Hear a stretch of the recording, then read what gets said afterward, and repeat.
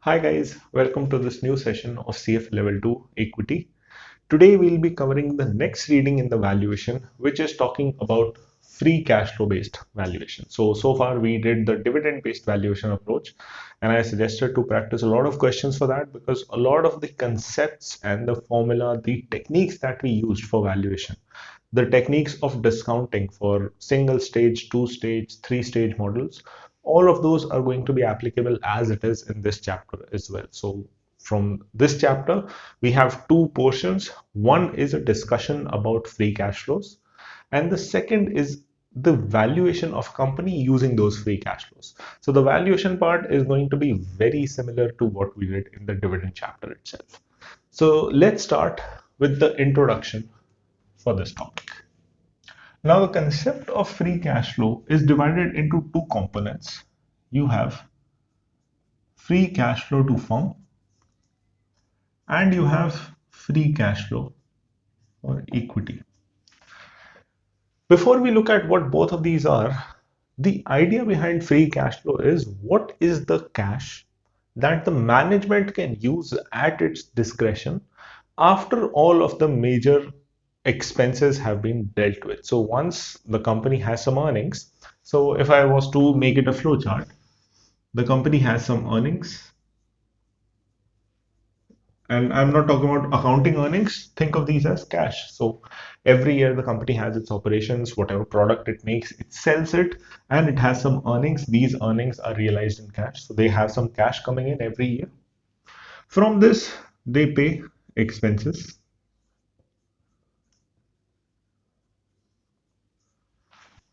And also, what they do is if the company has some expansion, or maybe they want a new machine, maybe they want to upgrade a machine, any of those expenses, any sort of addition or enhancement of fixed capital, fixed assets, that is also normally done over here. Now, this is, let me be very clear, this is not a sequence of income statement. This is a sequence of how exactly does management handle the cash of a company.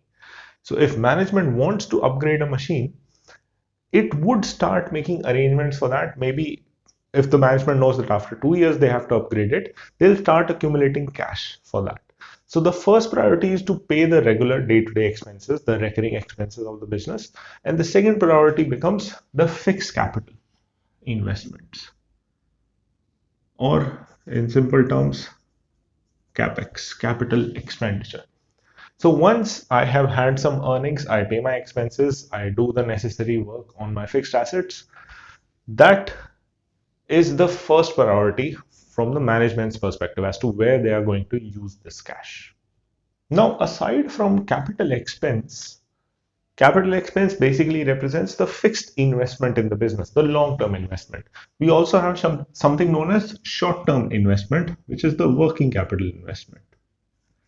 Investment into current assets, current liabilities. So if the company is deciding to increase the sales, maybe it might offer some lenient credit terms, which might end up increasing my receivables. So that would be a working capital investment. So all of these things do end up taking up some of my earnings. Whatever I earned in cash, from that, I'll pay expenses, I'll do the necessary capital investments, whether it is long-term fixed capital investment or short-term working capital investment. CapEx is also known as fixed capital investment.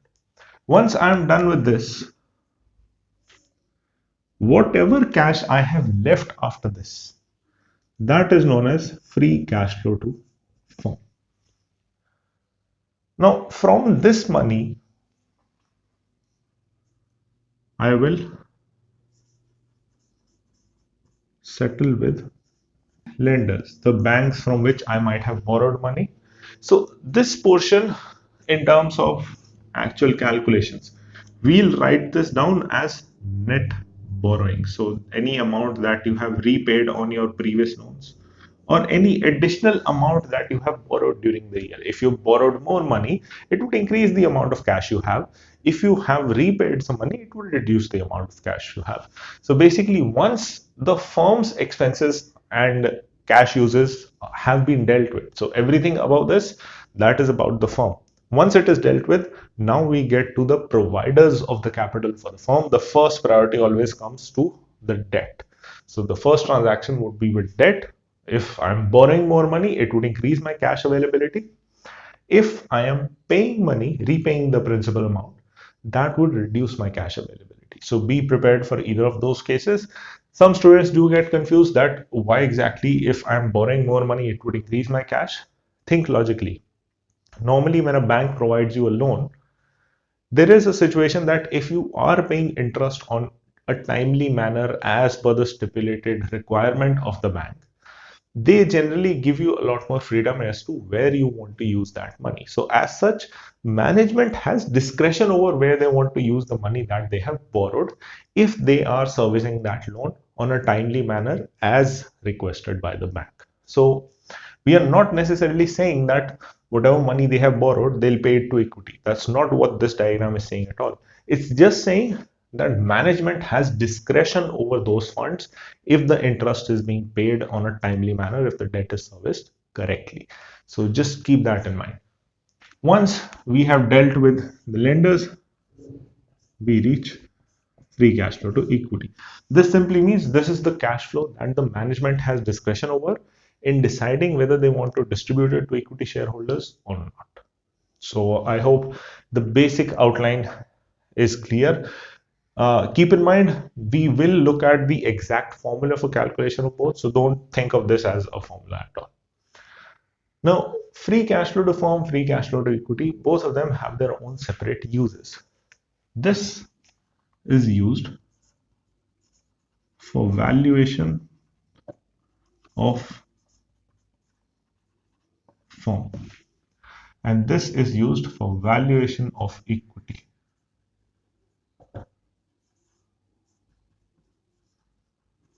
Now, while you are studying this concept as part of equity, for the exam, you have to be prepared for both of those. Very simple reason.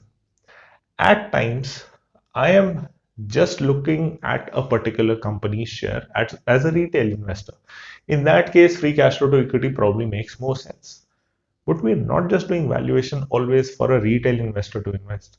Sometimes there might be investors who are willing to acquire a major stake, maybe a merger, maybe an acquisition, such that they want to have control over these cash flows so that they are in an influential position within the company. In those cases, I want to focus on valuation of the entire firm.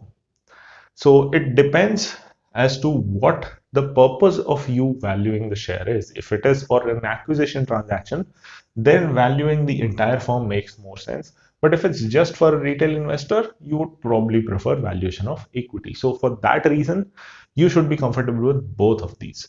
Now, for both of them, if you remember from corporate finance mergers and acquisitions, we did a formula for this valuation of firm, and we use this for valuation of target companies at times. Over here, the formula would have similarity to the formula you did at CFA Level 1, where you covered it under FRA. So that's the exact formula we'll be using for the equity portion. Keep in mind, mathematically, the formula you use in equity and corporate finance, both of them are same. It's just that in corporate finance, sometimes the terms that would be given to you in the question would be different. So that formula has been modified for that purpose. Now, it is very important that when you look at valuation of the entire firm, there are two components to any sort of valuation. Valuation is basically discounting the future cash flows. We have the cash flows. The second component is the discount rate. So whenever we are dealing with free cash flow to firm, my cost of capital is discount rate. Very important. And whenever you are valuing equity using free cash flow to equity, cost of equity is discount rate. So this is a very important distinction between both of these. You can use either to value, and the exam could also test you on either of these. But it is very important to make sure that your cash flows are matching with the discount rate. Do not make the mistake of taking cash flows for the entire firm and discount rate just for equity. That would be a horrible mistake. And CFA Institute knows that these are common mistakes. So there is a good chance one of those three options would have the answer you calculated as well. It is going to be wrong, but over there you will feel that yes, I got the option, my answer is correct. So very important to keep that in mind. Always check for what cash flows you're using. If it's the entire firm, cost of capital for the entire firm. If it's equity, then cost of capital for equity.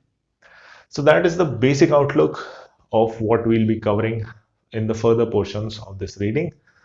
Before we move to the next section, there's also a small discussion given in your syllabus as to why exactly do we need free cash flow valuation? I mean, we've just done dividend-based valuation. Why exactly do we need an alternative to that? Well, the logic is fairly simple. Sometimes we have companies that are not regular in paying their dividends. Maybe they belong to industries which are not very stable, or maybe their business is relatively new, so they are not paying dividends yet. A lot of cases are possible. In all of those situations, the dividend based valuation would fail because without dividend, we can't go through with that. That is where free cash flow valuation comes into place. Also, there is an argument to be made that free cash flows are a much better representation of how sustainable my operations would be in the long run. Dividend is the decision of board of directors. They can increase it, they can decrease it. In fact, if they want, they can pay it even in case a company makes loss. So as such, dividend is not a very real indication for me in deciding whether the company's operations are sustainable, whether the profitability is sustainable. Sometimes, because dividends are to be paid in cash, the logic is not that dividend is accounting and this is cash, so this is better. That's not the logic. Both of them are paid in cash. But the decision for dividend is entirely on the discretion of board of directors. So it often creates a situation where dividends might not align directly with the long-term stability and profitability of the company. So for that reason, we tend to look at free cash flow valuation as a valid alternative to dividend-based valuation. Now, in the real world, if you have a company that is paying dividends also, that has all the other metrics that you can calculate, the best would be to use both the methods and see if the valuation is drastically different. If it's very different, then you will try to look at what's causing the difference between dividends and free cash flows.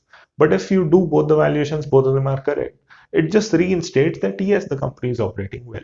And you can use both of them to get to a combined valuation. So there's no hard and fast rule that you can only use one. In the real world, if you have all the data, use all valuation techniques. So I hope that clarifies all the details. That's it for the intro part. Let's move on to the next section.